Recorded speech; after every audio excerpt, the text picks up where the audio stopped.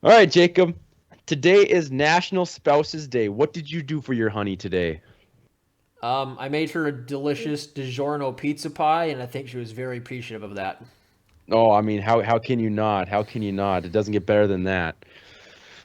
Welcome, boys and girls, to the Lowing Brothers Sports Podcast, where today we talk about the divisional round recap for the NFL, our conference championship predictions. Sean Payton retires. Should the NFL overtime rules change or stay the same? We had the MLB with the Hall of Fame ballots, with some people being on and David Ortiz making it, and some college basketball breakdown. But to start our show today, we go into the MLB with the Hall of Fame was was picked this weekend or this past couple of days, and David Ortiz makes it in. But the big headline is that Barry Bonds and Roger Clemens both missed the Hall of Fame on their last ballots that was allowed for them. Jacob, I know this has been happening for many years now. That year after year after year, everyone's saying they need to be in. There's people say they don't need to be in. This is the last year of hope. I'm pretty sure. I don't know what you think. I knew for a fact that they weren't going to vote him in just because they haven't done it all the years prior to. Why would they do it this year? But give me your opinion on Barry Bonds and Roger Clemens not getting into the Hall of Fame. I think it's just an indication that the sports media never has any idea what they're talking about ever. The fact that 35% of the dudes that voted for this award decided that Barry Bonds doesn't belong in the Hall of Fame has got to be the most idiotic thing I have probably ever heard in my life. I mean, the dude is. There are, I think, few players in sports that can say that they are, without a doubt, the best player to ever play their sport, and Barry Bonds is one of them. Him and like Wayne Gretzky, no argument. You just can't make any argument that Barry Bonds isn't the best baseball player ever. You're really gonna leave him out of Hall of Fames because he did a little bit of steroids in the early 2000s. When, by the way, when everyone was doing steroids, I actually, from what I understand, like probably more than 50% of the league was using steroids in the early 2000s. And the MLB was kind of letting them because baseball was dying. So I mean, it is so stupid. I mean, same with Roger Clemens. I mean, Roger Clemens is, arguably the best pitcher ever. He has the most Cy Youngs by far. He won 7 Cy Young awards. They're going to leave him out. And here's the thing: it's probably just because the media didn't like them because Clemens and Barry Bonds were kind of dicks. Like that shouldn't have any weight on if someone makes the Hall of Fame run. It should all be performance on field. And I can't think of two dudes who deserve it more than Clemens and Barry Bonds. It's just so stupid. Yeah, I know, Jay. Let me tell you a story that for one of my presentations in college, I had to give a presentation on anything I wanted. I decided to make a presentation on the sports goats.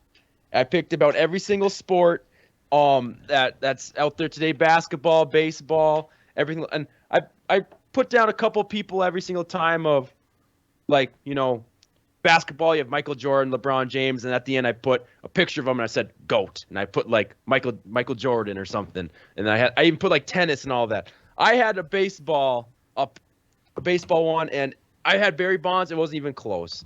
This guy is easily the best player to play the game of baseball, and it's just all the stats. I mean, he has 7 MVPs, eight Golden Gloves, 14 All Stars, 12 Silver Sluggers. He's been a 2-time batting champion, most home runs of all time. He has the most home runs of all time. And the best stat of all of them, he's had the most intentional walks in the league. People were afraid to pitch to him. It's not even close. I And, think I think Albert Pujols has 400 less intentional walks than Barry Bonds does, and he's second. like, I saw a video today on Twitter where Barry Bonds, it was the bottom of the ninth inning. Yep. Bases were loaded. The Giants were down by 2. Bases loaded, down by 2, and I think I don't know how many outs there were, There was but 2 outs. there was 2 outs. They intentionally walk Barry Bonds to make the score. It was 8-6, and now it's 8-7 because they didn't want him up to bat. I That's how good this guy was. That's how much they were afraid for him to swing the bat. Yeah, I mean, we're talking about stats. I'm just gonna rattle off. I have like 5 of them here, and these are just ludicrous. So from 2001 to 2004, 39.5% of all of Barry Bonds at bats ended in a walk or a bomb, and in that same span, he made it to base in 94% of his games. That's crazy. And then we were talking about David Ortiz. David Ortiz, who they just elected in, by the way, had a career on base percentage of 380. If every single one of Barry Bonds' home runs was an out, his on base percentage would be 384. Yeah. Like, and okay, this one might be the most ludicrous. If you were to go 2 for 5 with a single and a home run every game, you'd have a worse OPS than Barry Bonds did in 2004. 2 for 5 with a bomb and a single every single game, you'd have a worse OPS than Barry Bonds did in 2004. What? Yeah, that's crazy. Oh, and like I said, that just doesn't happen. Like, and clearly we weren't of the age, like we were probably when we were young, remember the end towards of Barry Bonds' career, but like the stats don't lie. I mean, you see all these crazy stats about him, and it's just like, how don't you? How don't you? I wish we could have brought some old timer in this watch Barry Bonds play that could just talked about this. Oh, our dad would. Our dad, I think, would probably talk for days about Barry Bonds. He was a big Giants fan. And I do agree too. Like Roger Clemens, that definitely something. Like why is he not in that? It's ridiculous that he's not. But my major thing, I can't get over Barry Bonds. And first of all, let's put credit to don't be hating on Big Papi. I'm sure not saying you did say that, but he deserves to be in. I'm saying I don't have a problem with Big Papi getting in. I mean he's the best Red Sox of this generation for sure. And I'm not gonna lie, I'm not saying anything. He was pretty influential, I feel like, in his time in MLB. I mean, after the Boston Marathon, his whole speech and all that stuff off the bombing, I think he was a pretty influential player in his time throughout the MLB, besides for what he just did. I mean, back in, what was it, 2004 or 3 or whatever year it was when the Red Sox came back from that 3-0 against the Yankees, I mean, man, he had a hell of a series there to bring them back from the dead there. I just want to give credit to. We don't need to talk much about Dave Ortiz, but I love that man. He's probably my favorite baseball player of like me growing up. I loved him. Yeah, speaking of, David Ortiz, or not Dave Ortiz, but so I just want to bring it back to how stupid that these media guys are. So Derek Jeter missed out being a unanimous Hall of Famer by 1 vote. There's pretty good evidence that the one person who didn't vote for him didn't even know he was on the ballot. His first year. No. Oh, so my goodness. This voter posted somewhere on Twitter. He said that he thinks that the Hall of Fame is only for like the best players ever, and that the only person he could see himself voting for in the next 10 years was John Lester, of all people. And then someone goes, "Didn't you vote for Derek Jeter?" And then he said he's not on the ballot yet. What? Oh my God. Derek Jeter probably would have been a unanimous Hall of Famer if some stupid baseball writer idiot would have realized he was on the ballot, because because based on the way this guy is, like, he has one guy in his head who can make it. He probably got his ballot and just turned it in without even looking at it. Yeah. That's how stupid these guys are. Well, here's my thing about it too. I do agree to some of the, like, and not the whole thing where he said that, but like the best. I do at some point to some extent, even all the Hall of Fames. I feel like sometimes we're just letting in anybody. I mean, I gotta agree. I mean, the fact that there's a debate whether or not Eli Manning should be a Hall of Famer is such a joke, because he's not. Like, yeah, he beat Tom Brady a couple times, the Super Bowl, greatest quarterback, whatever. But like, and I do agree, and I think if we're saying the best of the best ever, I don't think that is David Ortiz. I don't. Like, I think when you think the best, you think who is the generational talent in this 10 year span, and if that person is in there, you say, yeah. I mean, like Mike Trout. I mean, you can't. I understand he hasn't won at any World Series or anything like that. I mean, playing for the Angels, but like he's been a generational talent who just put big numbers up his whole career. That like he's going to be in the Hall of Fame. Like, you look at that, like there's a bunch of people that there are some dudes out there like right now, but like Mookie Betts, and I will probably get a bunch of crap for this, but like I'm saying a player like that. I love that guy, great player. Do I think he's one of the best to deserve to get into the Hall of Fame? No.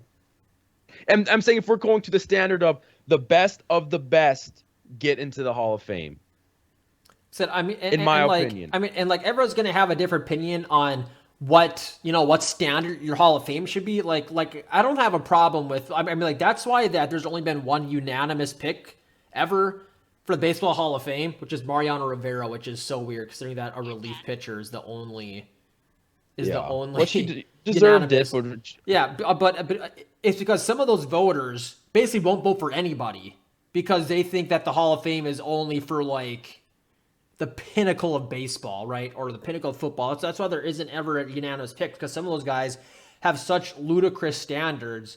And now they're on their high horse, like, nope, steroids don't belong in the Hall of Fame. It's like, I told you this before the podcast, but I've seen dudes were taking monkey testosterone in the 1880s, and they were taking horse tranquilizers after that. I mean, like, there's always been performance enhancing drugs in baseball, and the fact that we're gonna be like, these guys were using steroids in an era where the MLB was basically letting them because baseball was getting so boring. yeah. It's just so stupid. But we were talking about this before. They can still get in from this other committee that meets once a year in December. If 12 of the 16 people of whatever this committee decide they want to let in Bonds and Clemens, they get in. I think they will because I think a big thing with Clemens and Barry Bonds is the media didn't like them because they were kind of jerks a little bit, Yeah. which is it's so dumb. But I mean, these media people. I mean, everyone in the media has such a big head and these massive egos, and they don't like when people aren't nice to them. Yeah. Well, like my thing is, like I said, I mean, I don't know, I guess. And I hope they put him in there. And I don't know how again, maybe those 16 people are about as stubborn as everybody else, but like I said, for my standard, personally, I think it should be just the cream of the crop, the best of the best. And I don't think that if for my standard, I don't think it is David Ortiz. I'm just saying I think it's well deserved for him because of the standard of people that get in.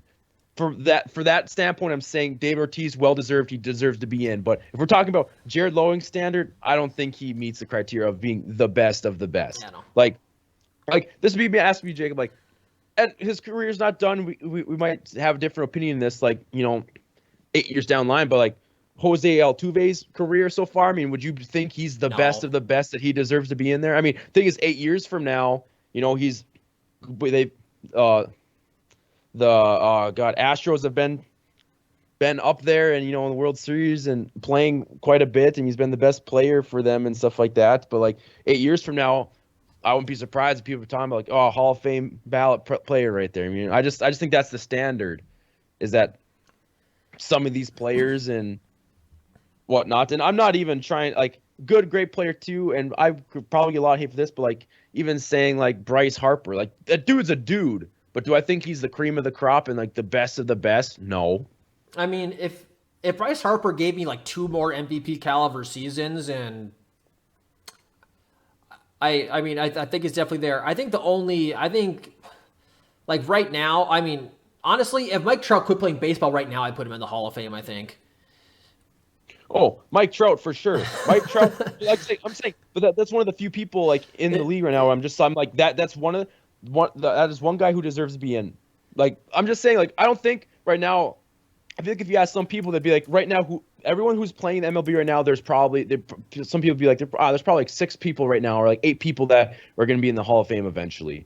Eventually, not saying right now if their career ended they would get in, but I think in my head right now, I'm just like Mike Trout's like the only like for sure one you think of. I understand he hasn't won any big games or anything like that, but like then you get to stuff like pitchers, like Clayton Kershaw. Clayton Kershaw probably will. Pedro's been inducted, right? I believe so. Max Scherzer probably will. I mean, he's won 3 Cy Youngs. Yeah, I mean, you got Justin Verlander too in his time, like, but that's my thing though, is like, what's the standard there? Because I don't know what you think. I'm not much one to know about pitchers and are those 3 the cream of the crop, the best of the best, that all 3 of them should get it. Like and I don't know what your standard is to get in the Hall of Fame, but mine is like I want it to be the best. Like this guy has been a generational talent. Like he has been the best player for That's just my standard. I guess I don't know what you consider your standard to be, You know, but I mean, I think on my standards, I think David Ortiz could probably get in. I have a pretty high standard. I'm like some people are kind of mad that Kurt Schilling didn't get in this year, but I don't have a big problem with that. Um, I mean, if he would have gotten in, I would have complained. But I mean, like I think the standard for the Hall of Fame might be a little bit too low in some sports. Baseball, maybe not, but yeah. Well, like I said, for me, I like it. And like I'm not saying like for example for the NBA, like I don't think it should always just be Larry Bird, Michael Jordan, LeBron James, like those type of players. I'm not saying like it has to be that, but like I mean, like Melo's a Hall of Famer for sure. oh yeah, in my opinion, yes. But like that's just my opinion. And but the thing is, no matter what your standard is, Barry Bonds is the best of the best no matter like you Yeah, if said, you're not going to put in the best player ever, then who are you going to vote for? and the thing is like I know you said everyone's doing that. That doesn't necessarily make it right that like everyone was doing it, but like I understand what you're saying though. But like, get over it. Like he was the best player, and people just be like, "Oh, it wasn't for the roids and this and that." It's just like you still have to hit the damn ball. Like I understand. Like I don't think roids and like doing steroids and stuff like that does as much as people think it Well, I mean, does. It does help. you also got to take in mind that he was hitting against pitchers who were on roids. Yes. Like Roger Clemens. Everyone said. I mean, that doesn't mean it's right, but I mean, everyone, not everyone, but I mean, probably more than 50% of the league were doing steroids, and it just doesn't make any sense. I mean, like, was a guy like Randy Johnson? Probably not. He was a twig, which makes it that much better that Randy Johnson was so dominant in a time where steroids were in such high use because he was just freaking awesome. I love Randy Johnson, but it's just like it doesn't make a lick of sense to me that said. I mean, like, and another thing, like the commissioner in that time that was letting all this PED use happen is in the Hall of Fame, and everyone's like, this makes no sense. The guy who was greenlighting all the steroid use is in the Hall of Fame, but you won't put in the guys who were using the steroids. Yeah. No, I agree with you 100%. I mean, it's just that's the whole whack thing to me about baseballs. I mean, stuff like that, like they seem like they have a standard, but then like they'll let the commissioner in, or they'll let one guy, like you said, like Dave Ortiz, who got caught with it, they'll let him in, but then the other ones they're too stubborn to let them in. Like it makes no sense to me. Like Yeah. it doesn't seem like there's a perfect standard or anything that's followed for the Hall of Fame or in baseball. Well, because I mean, especially like in baseball, the only thing you need to know about these media guys who vote for this is that Pete Rose, the all-time leader in hits and probably the best contact hitter ever, Barry Bonds, the best player ever, and Roger Clemens, probably the best pitcher ever. None of those guys are in the Hall of Fame because of gambling and steroids. That's so stupid. And I mean, and here's the thing: is Barry Bonds was on steroids for maybe like the last 3 years of his career, in his 20-year career. He probably hit 600. Yep. He probably hit 600 of those home runs ped free. Like, get over Yeah. yourselves. Yeah, it's ridiculous. It's crazy. It's stupid. I don't know. I think I should be a writer voting on this because I think I'm right and they're wrong. I mean, they're definitely. I mean, here's the thing is, I mean, I can kind of say they, but I mean, 65% of them, voted to vote him in. I'm talking about the 35% of idiots who are holding who couldn't catch up to an 80-mile-an-hour changeup. Yeah, you're not wrong there, but well, I think you got your words out about it. I definitely got my words out about it. That's probably one of the most heated things I get mad about because Barry Bonds, I think, is probably one of my favorite players of about any sport. I said, well, I mean, growing up with our dad being a huge Giants fan, I said, I mean, we'd watch the Giants games all the time. And I told for the podcast, every time Barry Bonds came out to bat, I thought it was an automatic home run. Like, that's the grip he had on 60-year-old Jake. Yeah, I mean that's how we get a grip on 50 and 30 and 60-year-old people at the time too, honestly. But well, I think we'll move on from that after, like I said, a long conversation about that. Yeah, I could talk about that for hours.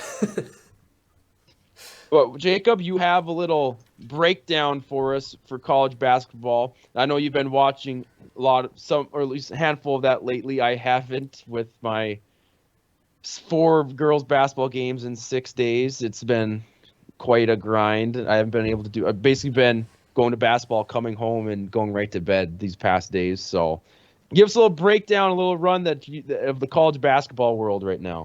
Yeah, for sure. I've really been looking forward to getting to talk a little bit of college hoops because this is my favorite sport of all of them. I love college hoops more than anything. It's great. I love the way they play the game. I love the systems. Coaches are great. But beside that, just a quick little here's what's going on. The first thing I'm going to point out: Auburn moves up to #1 in the polls for the first time in program history with the big win over Kentucky last week, jumping Gonzaga, who is now down to #2.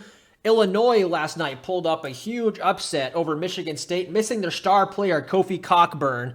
So I mean that's a big win. Those guys are looking up. They can win some games down the stretch here, maybe pull off a 2-3 seed for sure. And Kansas survived a couple days ago a double overtime thriller against number 13 Texas Tech, who I think is underrated, by the way, behind a 37-point performance by Ochai Agbaji, one of the top NBA draft prospects. Big game, double overtime. Agbaji hit a huge three at the end of the first overtime to tie it up. Texas Tech had a big 10-point comeback in the last 4 or 5 minutes. Crazy game. I didn't get a chance to watch that one, but it was wild. And the game I want to talk about, do a quick little breakdown, is Arizona and UCLA played last night. That was that's a top 10 matchup going down to college hoops last night. A showdown between two of the top draft prospects, between Benedict Mathurin at Arizona and Johnny Juzang, the star of of UCLA down the stretch in last year's NCAA tournament. And this game started out hot. Juzang came out hot. He was 3 for 3 from the 3-point line. Early in the first half, he kind of cooled off a little bit. But when I finally got the game on, it was 16-14, and that was only 4 minutes of the game, and then after that, Arizona just fell apart. Arizona was rushing shots. They were taking shots really early in the shot clock, just bad contested threes, long twos. They got really impatient. UCLA did a great job of limiting them in transition.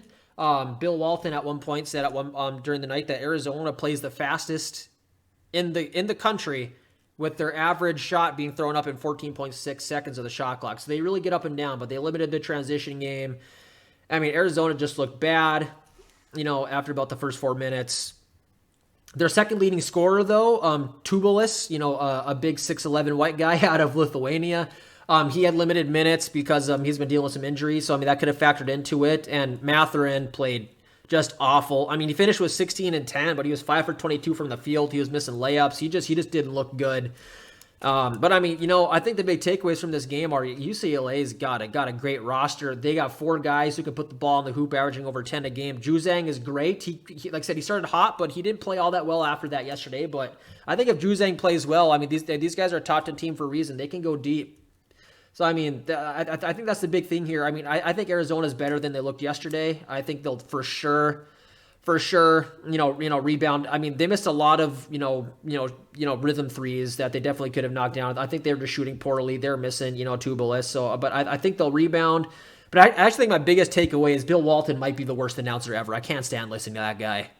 You take those words back right now. Oh my God, he's horrid. You take those he's back. Horrid. He makes it so interesting. He's so funny to listen to. He is funny. I shouldn't say the worst, but God, he just rubs you the wrong way. God, get someone. No, not me. No joke. If there's one person, but besides Dickie V, he's the one person I want to be announcing my games. I listened to his first game ever in high school as an announcer. It was with Brody in his basement. It was like Oregon. It was a Pac-12 game. It was like Oregon versus, I don't know who it was. Oregon was playing. And my goodness, I still to this day, what did he say? He said something absolutely, it was stupid. It was, but like, it was just funny. But I remember he told me this. Some guy tried to take a charge. He got pissed that he was taking a charge instead of trying to block the shot. Well, yeah, no, he's just like, he's like, why?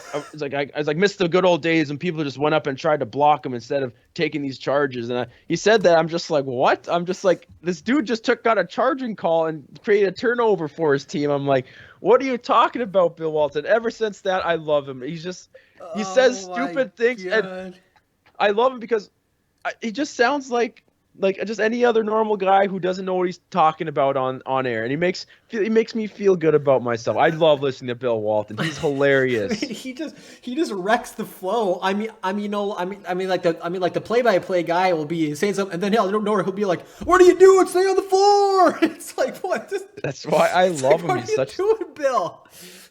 He's like I love him. He's so funny, and I just think he makes it interesting. I don't know what it is, but like he I love him. I'm not gonna lie. If there's one person I will listen to, but I believe he's only the Pac-12 though. So Yeah, give me Jay Billis and I can't think of the other guy's name, and Jay Billis. Another guy's pretty good. He doesn't do play-by-play though. He's more of an analyst, but that's pretty good. But no, Bill Walton. it's Bill Walton. If it's not Bill Walton, I don't want it. And he's such UCLA homer, obviously. So I mean, he knows everything about all the UCLA guys, and it's just like, God, Bill. And actually, now that I'm thinking about it, I think it was UCLA versus Oregon, because I'm pretty sure it was when Lonzo Ball was playing. Yeah, that would have been my freshman year of college. I feel like this one. I don't remember exactly. Or maybe it wasn't his first time, but I know it was like one of his first like major games of like commentating. Oh my god, it was awesome. I love Bill Walton. I can't believe you dare say those words on this show. Oh no, hard disagree. Hard disagree. I cannot stand listening to him. I think this might be the first game I've ever watched where I've got Bill Walton, and man, it was horrible. Awesome. You're better for it. You're better for it. But, well, talking about your college basketball here too. I mean, yeah, Auburn jumped up. I did watch the Auburn Kentucky game this weekend, and injuries are part of the game, of course. Kentucky had a couple of their players injured. One of their players went down in the middle of the game. Home game for Auburn. I mean, you don't want to say it go differently. Injuries are part of the game. Kentucky lost. I think a healthy Kentucky team later on. I think Kentucky is a very tough team, and I think they're gonna be a tough team to beat going on. And I think Auburn is gonna, because they're both in the SEC. I think they'll see them again, and I think Kentucky will give them run for their money. But I didn't know this until I looked it up here, that Juzang actually was recruited and started in Kentucky and then transferred to UCLA. Oof, I didn't know that either. And actually, from what I see here, is that he actually was interested in UCLA. But the year that his senior year, UCLA fired their coach Steve Alford, and that's right. he didn't have time to build the relationship with their new coach, Mick Cronin or whatever. So he ended up choosing Kentucky, and then he didn't play much at all really in Kentucky, and then ended up transferring to UCLA then next year. Yeah, Juzang is. I mean, I was kind of looking up. I mean, some mock drafts. Most mock drafts only have him going around 20. I mean, I know. I mean, clearly these scouts know more than I do, but Juzang. I mean, he's big. He's got a big frame. He's got a really sweet jumper. He has really good court vision. His assist numbers don't really indicate that. He's only averaging like 1.9 assists a game, but he has great vision out there. I mean, he makes a lot of good passes. I mean, that whole team has good vision. Their point guard, whose first name is Tiger. Can't remember his last name. His name is Tiger. He's got great vision too. He's kind of a little dude, but he plays good D, and he has great vision. I think he averages 6 to 7 assists, and they have this. I can't remember his name is Jaime Jacques or something like that. Hawkes is his last name. Hawkes, because it's one of those weird, names that Americans can't pronounce, and he's such a good garbage guy. I mean, like that UCLA roster is pretty good. They got a lot of good guys, but Juzang is special, man. I mean, he struggled down the stretch, but I mean, that's one of those things you say he's not higher up there. I mean, it's just one of those things that if you're not the number one recruit coming out of the freshman class, you're not going to be in the top 10 because, those kids are recruited after freaking high school, that they could be the number one recruit in the nation, get injured, not play the whole season of basketball and still be picked number 8. Michael Porter Jr. But I have beef with UCLA. I don't like them. They cost me like $500 in Vegas, so they can go lose the first round of the NCAA tournament. Freaking, I can't remember what. Yeah, Gonzaga, because they beat Gonzaga, I think is what it was, or whoever team. I can't remember what it was that time, but freaking, all they had to do. I picked the other team just to like cover, and they were like +5. I think it was Gonzaga +5 against UCLA, and No, it wasn't. It was Villanova. Villanova versus UCLA. Villanova was like +5 against them, and they're up by freaking 5 with like 40 seconds left, and then they end up losing in overtime to UCLA. Ooh. Oh, freaking! It cost me $500. I'm still to this day very upset about that. Yeah, But there. I just thought of another thing that I saw on Reddit the other day that shows you how stupid that these sports writers are because the AP votes for these rankings, right? mhm. There was like a span of like 3 or 4 weeks where Georgia, who is bad, they're like 5 and 10, was getting points in the AP poll. And people just couldn't figure out why. And that was kind of when Gonzaga was hovering in the 4 to 5 range. Someone figured out this guy was most likely voting for Georgia because he saw the G and marked them as like number 2. So he was probably screwing Gonzaga out of a higher ranking while simultaneously giving Georgia votes, making them like the 30th ranked team because these Oh sports my writers are so god. dumb. Oh my goodness. That's ridiculous. I mean, this is just a. I mean, like this is just a sports media hate episode. I feel like because Yeah, well, it's ridiculous, but well, thanks for giving us a little rundown on the college basketball. I still absolutely pissed at you for hating on my man Bill Walton. I will take that to my grave that he's the best to ever do it. But moving on, we go to the NFL. A big weekend happened in the NFL. The divisional round, the conference championships coming up. But the first thing before we get into divisional round, I just want to. We don't even have to sit on it very much, but Sean Payton retires. The man who's been at the New Orleans for how long? He retires. He says he won't rule out a comeback. He might end up.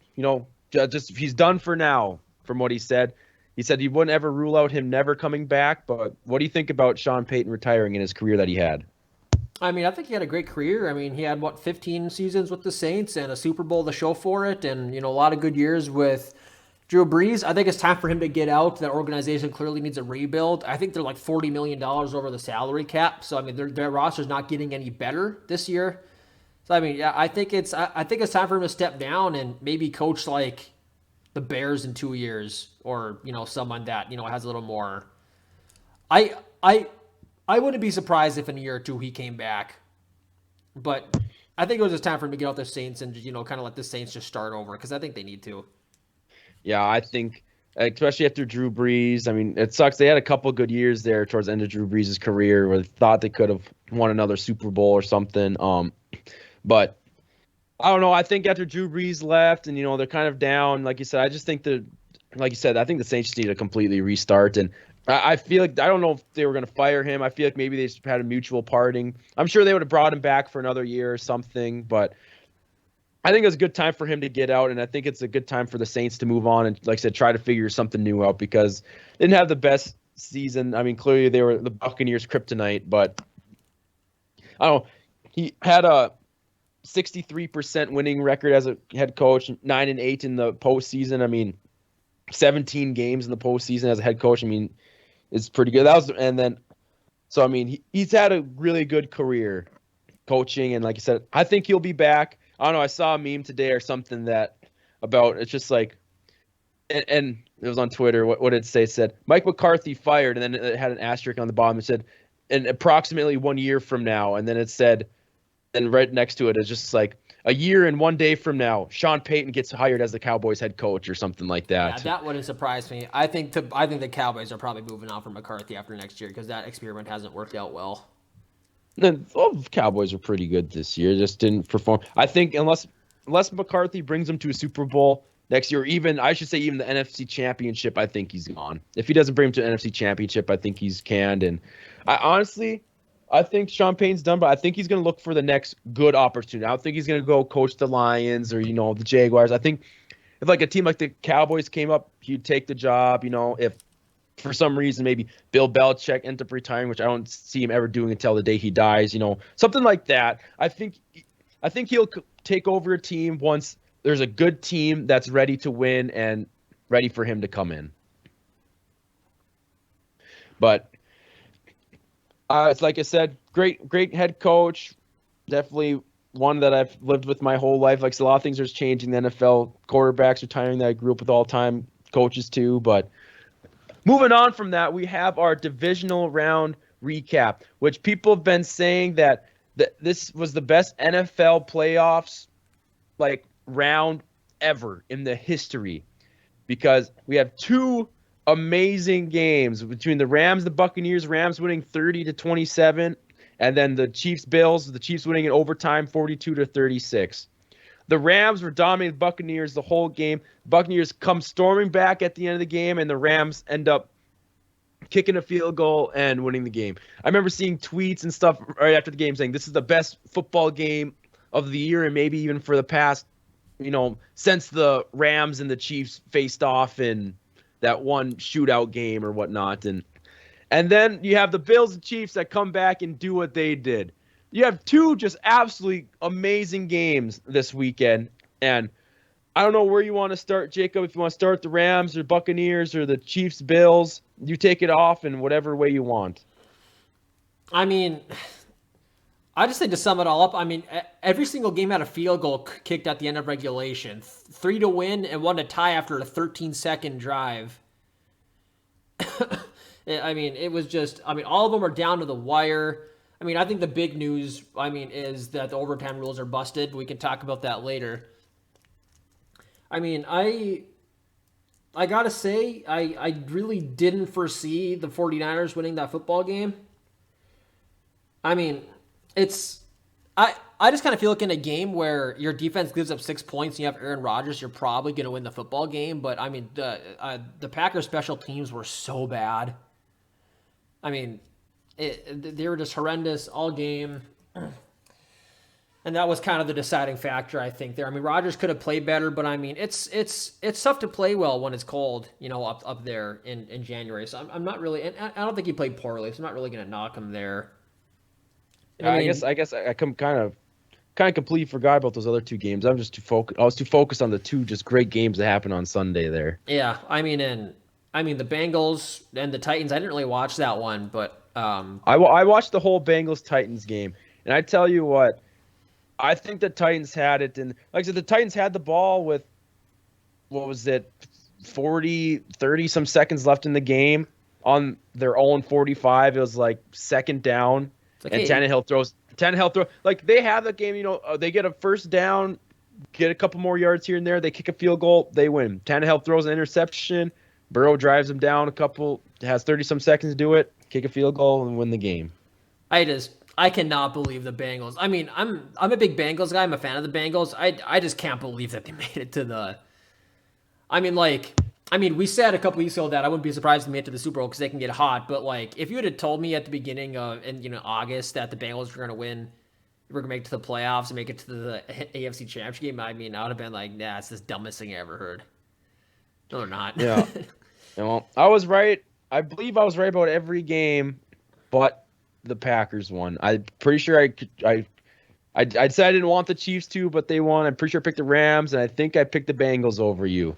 And for Lord's sake, please, can the Bengals be? I don't want to see the Bengals in the Super Bowl, but I really don't want to see the Chiefs either. I wanted to see the Bills, and man, I don't want to see either AFC. I just don't like the Chiefs, and I don't know. I hope to God the Bengals come out with the victory over the Chiefs, but they're going to Arrowhead.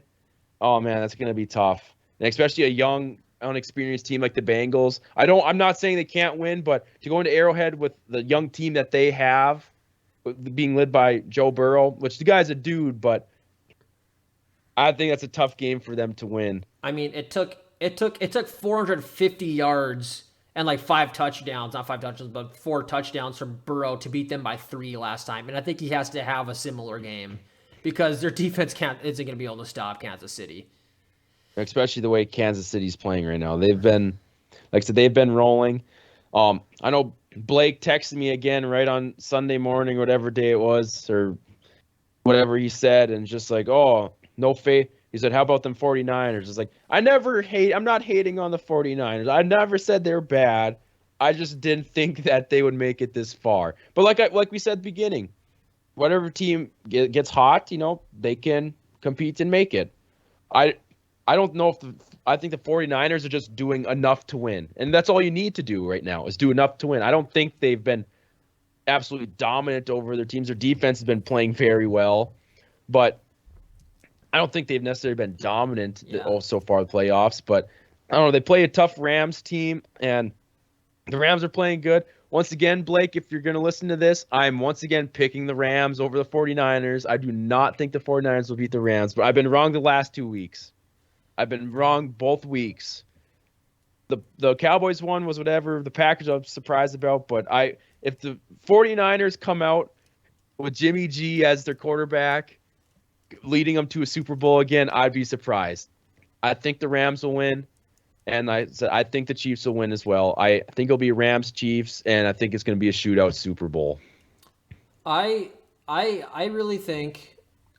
I don't think the Chiefs game is going to be particularly close. At this point, I'm rooting for the Bengals to win it all, but I just don't really think the Bengals defense is going to be good enough, especially at Arrowhead. I don't know where it was last time, but I just don't really foresee that being just a competitive game. Honestly, I mean, I think the Chiefs will probably win by like 10-14 if I had to guess. Just because I'm not and I think the Bengals will probably score 30 points. I mean, I think they're going to score. I just don't know if their defense can stop them. Yeah, well, at this point, the way the Chiefs are playing, you have to outscore them to win, and it's not going to be a 21-14. And like I said, you never know. Maybe defense will show up. It's not going to be a 21-14. It's going to probably be like the same as Chiefs Bills. It's going to be something like 42-36. And I'm with you. I'm not rooting for any team right now, honestly. As long as the Chiefs don't win it, I could care less who there. It could be the Rams. Blake, your 49ers could win, and I couldn't care. The Bengals could win, too. Just as long as the Chiefs don't win, honestly, could care less who wins the Super Bowl this year. I'm just hoping for another great weekend of football because those were all one-possession games. Yeah, no, but I gotta say though, I kind of disagree on the 49ers game because the 49ers. For those who don't know, the 49ers, the Rams, and the Seahawks every year play a game of rock, paper, scissors. The Seattle always beats the 49ers. 49ers always beat the Rams, and the Rams always beat the Seahawks. It's just a never-ending game of rock, paper, scissors. That's how it always goes. And in this case, the 49ers are winning this matchup of rock, paper, scissors. I think the 49ers are going to win because if they can if they can beat Green Bay in Lambeau and only score 6 points on offense, they can beat anybody, anywhere. Especially, and Garoppolo doesn't have to play well. Garoppolo just has to not stink. If he plays average, they'll win games because that roster is so good. Yeah, well, I mean, you got the Rams roster is pretty good too. I'm not saying they're not. I mean, and the Rams, they were destroying the Bucs last week, but they almost blew it against a team who are missing half their offensive line and most of their skill players to a 44-year-old quarterback who, granted, is the GOAT, but they almost crapped the bed. So and I know what you're saying. I know the 49ers can't beat the Rams because the 49ers beat them twice this year that the time they played. Once was 31-10. The other one they won in overtime. This is basically a home game for San Francisco because San Francisco just owns the Rams. So yeah, well, I know it could go either way. I'm picking the Rams to win. I hope honestly, I'm not gonna lie. I am cheering for a team. I'm cheering for the Rams because I want Matt Stafford to win a Super Bowl. I do want Matt Stafford to win a Super Bowl. If there's anyone in this league that deserves to win a Super Bowl, it's that man. So I take everything back. I am rooting for the Rams to win it. After that, the Rams lose, I don't care. But if the Rams are in it, I'm cheering for them because I want Matt Stafford to win one. Honestly, ideally we get a Rams Bengals matchup because I really wouldn't care who won that game because they said I'm such a huge Stafford fan. I stand by. He is the most underrated player of our generation thus far. Everyone just thinks that he was only good because he's throwing a Megatron, but that's one guy. He was still throwing for 300 yards a game. Yeah, I agree with you there. But looking at this overtime game with the Chiefs and the Bills, there's been a lot of controversy about the NFL overtime rules, about if it should be changed, what should happen, if it should stay. I think most people are fighting for it to be changed. And I'm not going to go into necessarily details of what should happen. If I know you think it should go to college football and it should be start the ball at 40-yard line. I don't necessarily think if that happens, fine. I just think, especially in the regular season, first team score, whatever, I'm fine. Regular season, leave the overtime rules. But I feel like in the playoffs, you have to give both teams a chance. And in a game like this, and I think if the Bills win the coin toss, I think the Bills come down. And I feel like the Bills are celebrating right now. I think we see the Bills and Bengals playing each other. For sure. No one was getting a stop in overtime. And it was just that essential of just a coin toss that, especially in the playoffs, I think you have to give the other team a chance. And I think you always give them a chance. Say the Chiefs score a touchdown, the Bills have a chance to score a touchdown. Then the next possession, it's not next point wins. I think it's still, you kick the ball off, you do all the same thing. If the Chiefs drive down, they kick a field goal, the Bills have a chance to drive down to kick a field goal or score a touchdown to win. I don't think you need to start the ball at a yard line. I think you kick it back and forth, do everything the same, but every single score, the other team has a chance to score a touchdown. Then maybe after the third time it happens or something in overtime, you say, if you score a touchdown, you have to go for two. Maybe you do something different. But I don't think in the NFL it would get to the point where it was touchdown, touchdown, touchdown. I just think in the playoffs, not regular season, in the playoffs, you have to give the other team a chance to score. Yeah, well, like the overtime rules kind of have changed a little bit just because, like they're trying to make the games a little shorter when they go that long because, the longer the game is going, more chance of injury, the guys are tired, stuff like that. Which is why I don't see why a college system doesn't work. Because when you shorten up the drives, you make them start at the 40. Like I said, you don't have to deal with kickoffs. The drives are going to be shorter, and you're more likely to get the game done in less plays, right? So I just kind of think it's just a beneficial system to do it that way. And I think they should do just like what college does. After the second overtime, it's just 2-point conversion. So that way, it's just one play, one play, one play. You guys aren't grinding the game out at that point. And I kind of wish college changed this too. I think in overtime you should have to go for two regardless of which possession it is. Make them go for two. It's more exciting. You're more likely to get results and the game over quicker. It keeps the guys safe. I think you like I said, you start them at the 40. Each team gets a possession. You flip possessions the second time around and you keep going. Everyone goes for two. If you score touchdowns after the second overtime, it's just a 2-point conversion, sudden death. I like your thing about making it always a go for two, even in college football. I don't necessarily like after the second overtime in college football now you go for two all the time now. I think maybe after a third or fourth. I do like I think what it could shorten up overtime in college football too, like you said, is just even the first possession, if you score a touchdown, you have to go for two. Like I said, I think it makes the game quicker, it makes it more interesting. My thing, if you do the college football thing in the NFL, you say the 40. Honestly, would say like the 50, in my opinion. I say you put him at the 50 and let him go from there because, from the 40, you gain 5 yards. It's already a 52-yard field goal. For most kickers, that's easy to do. And you'd like to think a lot of teams, I think say start him at the 50. I don't care what happens. I just think the other team has to have, just in the playoffs. I don't care about, just in the playoffs. You're not going to do that in. And I understand the NFL's worried about injuries and stuff like that, but guarantee if you asked the Bills or if it was opposite way around, you said, would have you cared if you would have played for 15 extra minutes or 20 extra minutes to go play to get into the Super Bowl? I guarantee all of them would be like, nope, I wouldn't. Like they would all want that. And I know that's not the player's choice. The NFL's trying to limit injuries because players are tired at the game, but like you have to give a team another chance. And I don't know what you think. I'm assuming maybe you're the same in my boat. You don't need that in the regular season. Keep it how it exactly is. Like, if you score a touchdown in the first possession, you win. You don't necessarily want that, but like I think in regular season that's fine. I just think when it comes to the playoffs, it needs to. You need to give the team. Just for the sake of consistency, I'd like to see it universal. Like I said, if they want the games to be done quicker and safer in the regular season, they could just go straight to 2-point conversions and not even bother with drives. Yeah, true. They definitely could. And those 2-point conversions are exciting. You watch a 3 to 4 overtime game in college, and it's like those 2-point conversions are freaking cool. Let me look at Alabama Auburn. Yeah, well, it's fun. Yeah, like you said, I don't know. I just I know regular season, like you said, injuries and stuff like that. I don't think you want to see a regular season game, especially if a team plays on Monday or something. Then they only get like a 5-day break, and then a Monday game going back and forth for that long. A regular season, I think they're fine. I just think when of an important game like that, it needs to go. And like I said, I'm not going to get into details of what you think.